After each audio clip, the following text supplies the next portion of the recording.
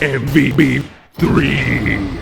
Hey, what is up everyone? Welcome back to Mecha Gaikotsu vs. the Backlog Mountain 3, and today I plan on taking a few boxes off that mountain, cutting them all off in one fell swoop, because I'm going to be taking a look at a bunch of Bandai's awesome 30-minute missions kits, aka their own line of, in a way, kinda like Mecha Lego. Now you might be wondering, what is that doing there? That is the high-grade Gundam Rubris from the Witch from Mercury. Well, I saw something interesting on Twitter, and that is that something out of these boxes right here is very compatible with this kit, and it might be a really nice sign for what high-grade 1/44th scale gunpla and 30-minute missions kits might have in line in the future, aka some sick compatibility.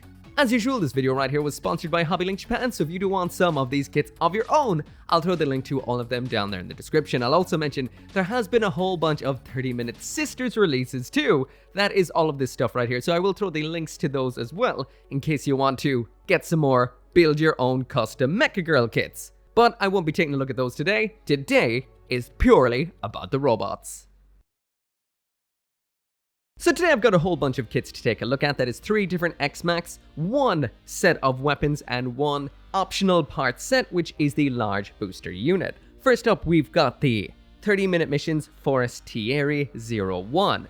Now, this is essentially the newest X-Mac of what you'd almost call the human forces, as in they would have had the Alto, the Rabiot, etc. So not the Portanova and all that stuff, this is the human use X-Mac.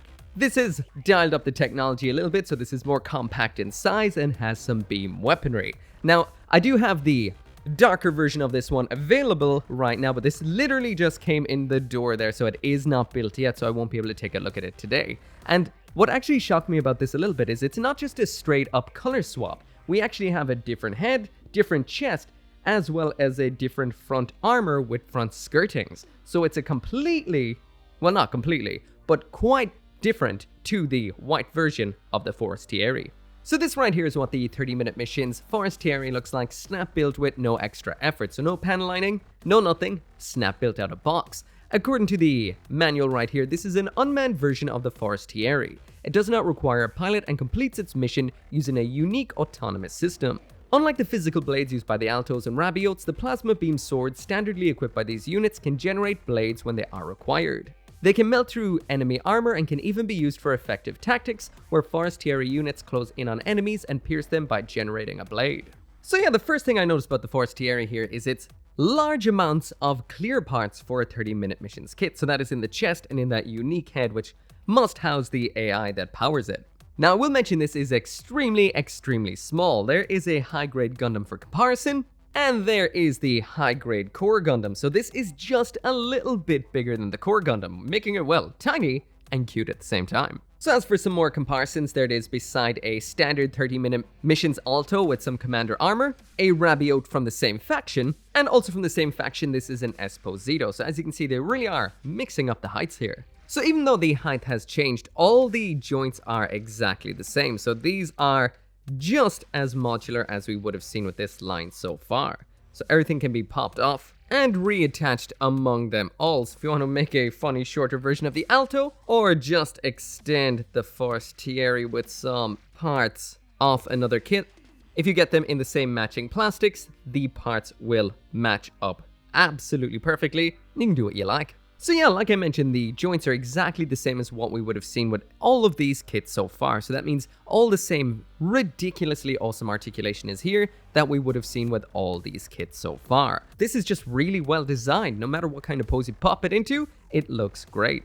And I will mention, I was a little bit skeptical of the small size at first, but it kind of has that Core Gundam kind of charm. It's got a low center of gravity and just so much fun to play around with.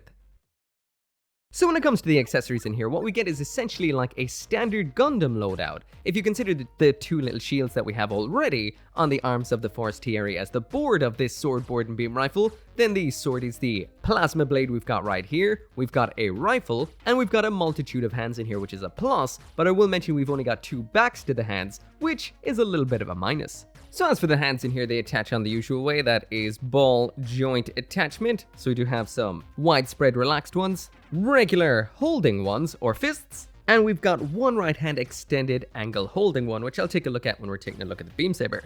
Speaking of which, this right here is the Plasma Beam Sword. This is quite simple. It's pretty much like a Gundam Beam Saber, but this isn't actually made of the same sort of plastic. This comes on one of the colored runners, so it's a little bit harder than the usual rubber beam. It just slots into the hand in the usual sort of way. Attaching it just involves sticking on whatever holding hand you want. You may need to remove and attach it back depending on what hand you're going for. I'm going for the extended angle one, so I had to do that, and it holds in pretty damn good. When it's not in use, it's the usual routine of popping it out.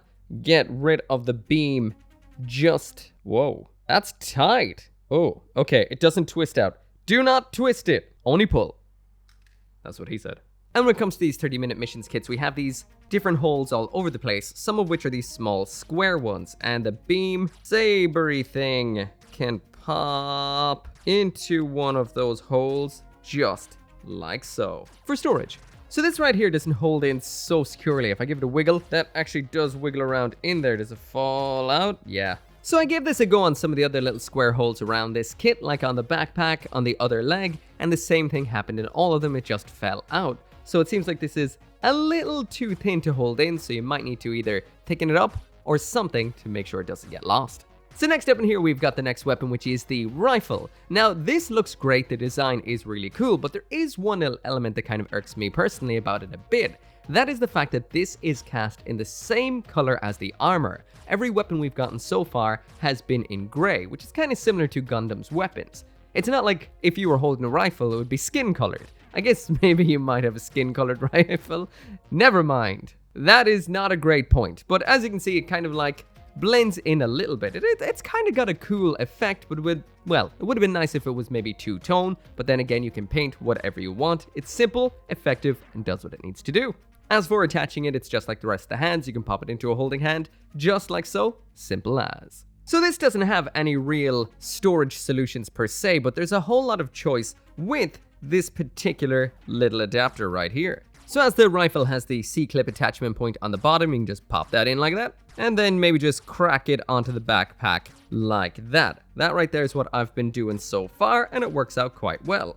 The other option, of course, is to hip mount it by popping this off, attach that adapter in there onto the waist, and then maybe we can have that attached on to the waist just like that right there. Another decent option. So next up in here, we've got this right here, which I almost completely forgot about, which is this kit's brand new Roy, which looks pretty awesome.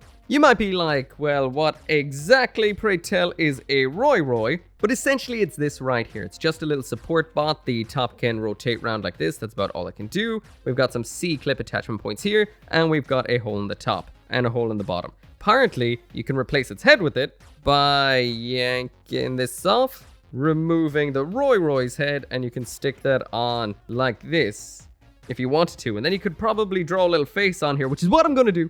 Let's see, we're going to give him some... Gonna give him some maybe happy eyes like so. And maybe like, one of these kind of like chubby lip mouths that probably has a name. And then around the other side, we'll give him an angry face. So like, he'd be like, like this. Big old angry eyes. Yeah, oh shit, that's a really big angry. He's looking like Spider-Man right now. And yeah, one of them. One of them unhappinesses.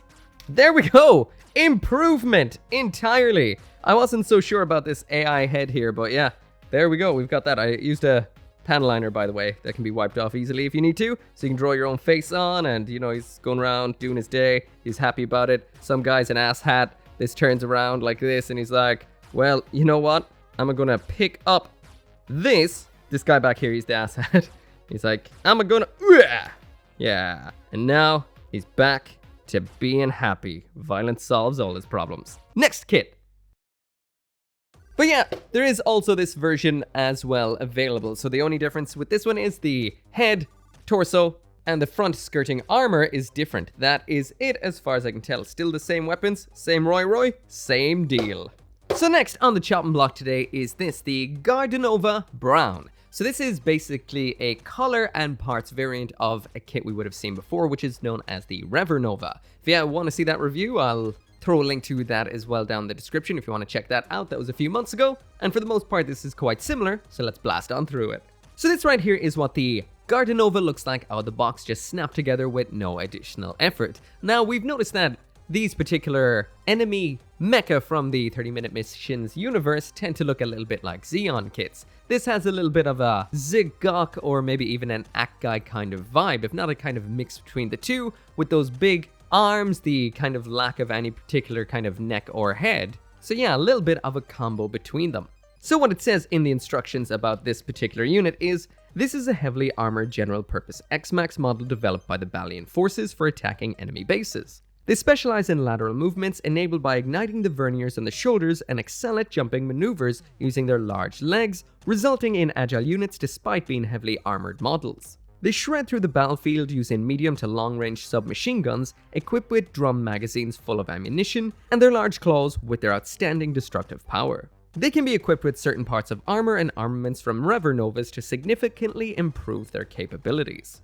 So this particular kit has a whole bunch of very interesting aspects. Of course, the arms are ridiculous. We've got multiple points of articulation, allowing them to bend up. These claws can open all the way up and close just like so. Up on the shoulders, then we've got absolutely massive verniers. They can move down and up, simple but effective. And around on the butt flap, then we've got this right here, which is a adapter of sorts. So this can attach into a butt flap. It stole the butt flap. Or it can attach into a backpack. So this is a backpack adapter. You can pop it on like so. And as you can see, these are for using with ball joints, which means you can take some arms, specifically like the ones on this kit, and then just pop them in like so for some over-the-shoulder massive arm action. You can do that with both of those, popping that off, sticking it in again like so. I said like so, and there we do, well, there we go. We got two of those. So grab our happy bot here from before, and then just yank off this one's backpack just like so. There is that backpack adapter hole. This can then just attach in like so, and there you go. You got yourself one really kick-ass huge arm backpack. And if you've got an eye for the usual mecha model kit features, you'll realize that this right here, and I don't mean the angry face, this right here, or that right there, is the standard Bandai gunpla backpack.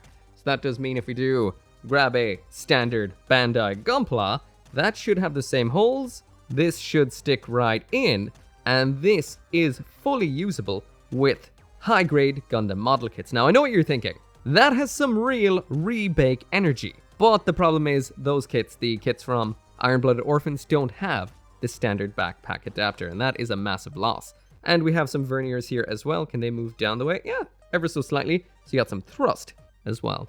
So one question you might have about a kit as bulky as this right here is, how is the articulation? And honestly, it is quite limited. Now, it's not too limited. Busted it into the usual pose right here, and you can get quite a bit of movement out of most of the limbs. Besides maybe leveraging the arms out the socket every now and then, it is quite solid. But if you're going for anything else, it kind of gets in its own way all over the place. It's bulky, extremely bulky, and it is lacking, well, any head or neck movement whatsoever. So its head is fixed in position, I guess, kind of like a Zagok, but the eye or anything like that cannot move. So this must have one hell of a restricted field of vision. Anyway, the leg can be a little bit bulky too, and in general, it is hard to get many poses out of it. Besides the arms, those can do a lot. So when it comes to the accessories, this right here is it. The machine gun with the drum magazines, that is it. Besides that, we do have these left over on the runners, which isn't much. It's a couple of extra hands with no backs and a neck, if you ever needed those. So all the 30-minute missions rules apply right here. This, of course, is usable with most high-grade gunpla as well, just like most weapons with 30-minute missions are. You can also take the drum magazine from up top if you don't like it up there, and flip it round to the bottom like so, because there's a slot on top and on the bottom. So you might be wondering, because the Gardonova right here doesn't actually have any fingers, how does it actually hold onto this? And that has a fairly funny answer. We actually have a little bit of a slot in the top of the hand that you actually just jam this down into, just like so. So yeah, the Gardonova right here just holds onto its weapon with the back of its hand. So if you actually take this into consideration, that if you're going to back mount these arms onto a kit including gunpla, you can actually mount 30-minute missions weapons into the backs of the hands to have back mounted weapons. That is pretty damn cool.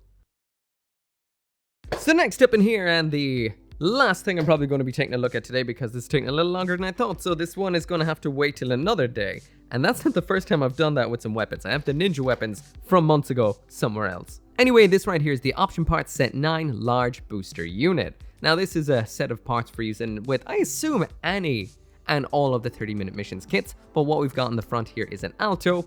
But today, that's not what I'm going to use it with. I'm actually going to be using it with this right here, which is the Grade Gundam Witch from the Witch from Mercury. And you might be asking, well, does that work? Well, apparently it does. So I will mention I will not take any credit for coming up with this. I actually saw it on Twitter posted by Yatanimo, and I thought this looks too damn cool not to try, so let's get it done. So just as usually is the case with these particular kits, there's so much you can do with this, and it can be built into a full unit in and of itself, I guess, and that is this right here. This can also be used with an action base because we do have holes in the bottom there, so you can pop it up like so for display, and it has a little bit of a kind of flight form or jet kind of vibe to it. Got two handles up here as well for if you want something to hold on, like the good old Core Gundam right here. Somehow grab them onto both of those. Come on, Core Gundam, don't let me down. Grab one, grab two, fell in half. There we go.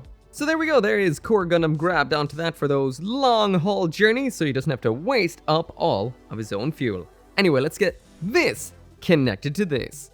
So this whole booster unit can be broken down into a multitude of parts. We've got duplicates of everything on the left and everything on the right, which is a shield and a small thruster and a large thruster. Then we've got this central aspect. Now, I will mention I'm not doing this in today's video, but it is inside of the manual, and that is you can use this on an Alto and I assume any other 30-minute missions kit to build this particular build right here. Also, I will mention with a lot of these like sub-units with the 30-minute missions kits, there's a bit of like a gold nugget in there that isn't really mentioned, like different kinds of adapters and stuff like that. This time around, what we've got is a double backpack adapter in here. Now, this has so much potential with 30-minute missions builds as well as gunpla. For example, I can stick it into the back of the Rubris like this, then attach the RX-78-2 onto its back like so, fold him up like this, and now you've got a backpack kind of like the Cerevi that your enemy would never know is another mobile suit on your back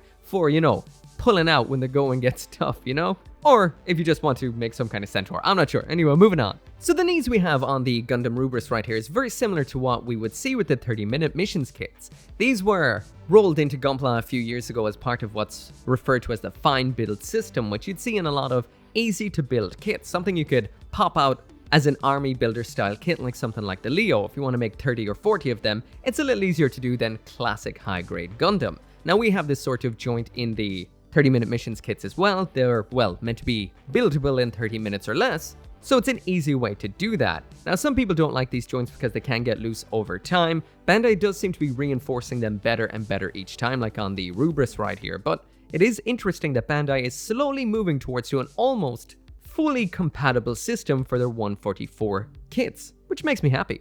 So yeah, these do fit perfectly. I was shocked they don't stretch the joint at all, they're fully compatible, and you can even attach the back of the joint back on for a full closure. I thought this would be like somewhat compatible, but this is 100% compatible. We even have a knee bend. I am impressed. So as for the rest of the stuff we have in here, we've got these extra thrusters that can pop onto the sides of the legs like so, give it a little bit more bulk and thrust. Same goes around on the other side, just like that, pop it in. Ooh, it's upside down, swing it around. It is worth noting it can stand on its own using these little opening segments right here, but of course when it comes to a pair of legs like this, you're better off popping it up on an action base. Now we do have another awesome feature in this particular kit, and that is the shield. So this is what they look like. These are impressive. Even by 30-minute mission standards, these look nicer than most shields we've seen before. You can just pop off a piece like this. We've got two of these that can attach together for a very large shield like this right here.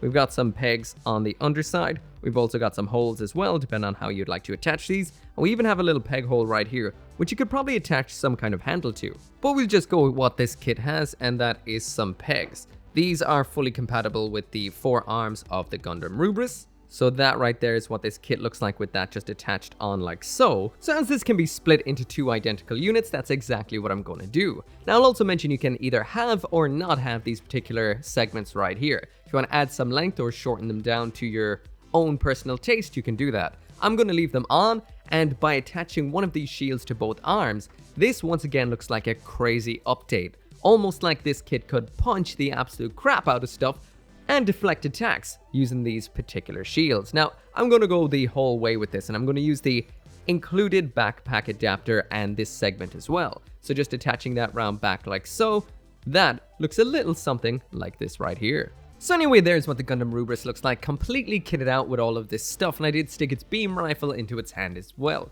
This works so well. With a little bit of selective panel lining, this will match almost perfectly. I say selective panel lining because there's a lot more detail on the 30-minute missions parts than there is on the actual Rubris itself, ever so slightly. So by selectively taking the biggest and the deepest panels on this and actually just bringing those out, this will look almost identical. Hey, if you get a bit crazy, paint some pink on there as well. Anyway, I'm really hoping to see more of this kind of compatibility between the 30-minute missions and the high-grade lines. This is so much fun.